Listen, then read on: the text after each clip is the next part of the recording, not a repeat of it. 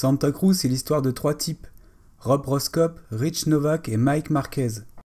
Rich, fondateur de la marque de skate Santa Cruz en 73. Rob, pro skater dans les années 80. Mike, ingénieur spécialisé dans la suspension. On est à Santa Cruz, Californie, États-Unis d'Amérique. Et les 3 se rencontrent grâce à Rich qui veut monter une marque de vélo. Arrive Tom Morris, jeune designer qui se pointe avec déjà plusieurs prototypes sous le bras. En 93, au fond d'un garage et plein d'inspiration pour le nom, il fonde Santa Cruz Bicycles.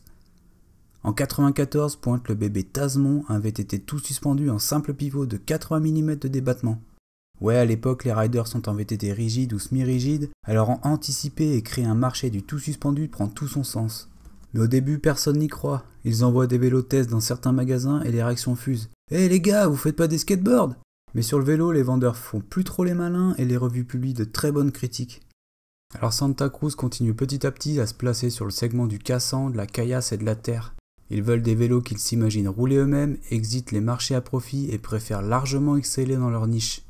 D'ailleurs, ils regrettent pas mal leur Roadster en 99. Taillé pour la route et abandonné dans sa version 2 en 2005 au profit du Stigmata, plus orienté cross et aujourd'hui gravel. En parlant de 99, c'est l'année où il crée le Juliana, un VTT typé descente conçu pour les femmes. Mis à jour régulièrement jusqu'en 2013 et grâce au coup de fouet de Juliana Furtado, il deviendra même une marque à part entière avec une gamme complète de cadres à taille et suspension adaptées à des carrures plus light. Santa Cruz est aussi synonyme direct de suspension. Déjà avec leur vélo en monopivot en prise directe, un des plus grands et plus simples systèmes d'amortissement. Mais surtout avec le point de pivot virtuel, VPP, qui signe une cinématique de vélo totalement badass en empêchant le vélo de pomper au pédalage tout en gardant un amortissement ultime. Certains diront carrément oublier la suspension qui filtre pourtant en permanence les chocs sans modifier l'assiette du vélo.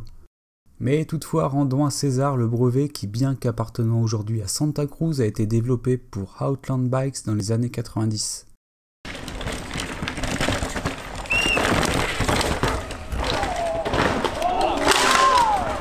Mon petit doigt me dit qu'une réputation de cadre fragile a pu apparaître dans les années 2000, et pourtant tous les vélos sont montés main et testés sur le territoire de l'oncle Sam. Idem pour toutes leurs pièces carbone étudiées et fabriquées sur place. Parce que c'est indispensable, la marque porte la team la plus titrée en DH, la Santa Cruz Syndicate. Le trio de pilotes actuel, Minard, Shaw et le français Vergier rouleront en 2018 sur un monstre de mécanique en 29 pouces, le V10-29. Merci d'avoir écouté cet épisode sur Santa Cruz, on se retrouve très prochainement pour une nouvelle marque. Ciao!